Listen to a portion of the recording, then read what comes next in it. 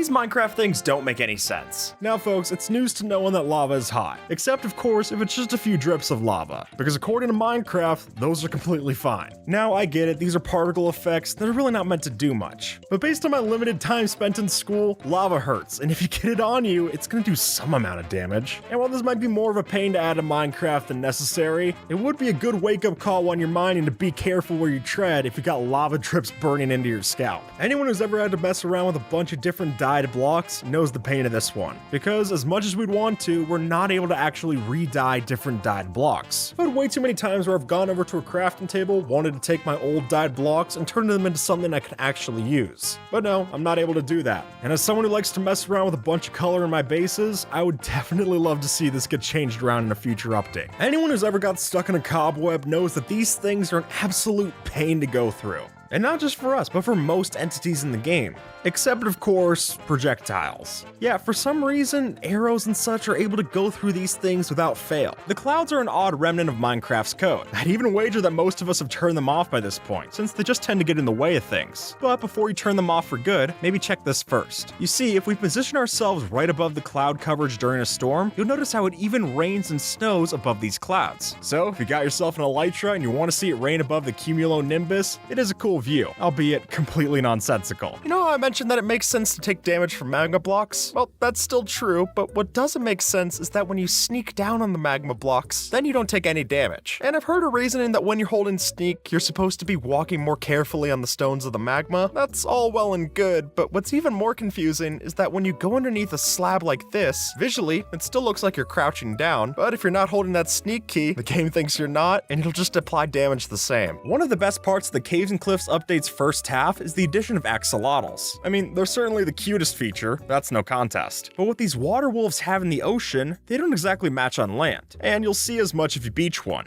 They move pretty slow. That is, until you tie one to a lead, and then it'll move surprisingly fast speeds. Why this happens, I've got no clue. But it is pretty hilarious, so I'm fine with it not making sense. Dispensers in Minecraft are able to do a lot of the same capabilities that we can do with a right click. And while this means that they can literally place and refill water buckets at their own notice, if they're next to a cauldron, they're not actually able to fill them. Honestly, I don't know how this hasn't been added in. The way it is, it just seems like we're limiting this feature for really no one's benefit. It's not game breaking, it would just be kinda cool. Zombies and zombie piglins like to break these turtle eggs. That's not the weird part. The weird part is that when they stomp on these eggs, the particles that it gives off are from the chicken egg texture, not the turtle egg, which is a bug for sure, but a bug that's also been unresolved. And since both the chicken and the egg came first, Mojang probably just thought they could use this texture and not have to worry about making a new one for the turtle egg.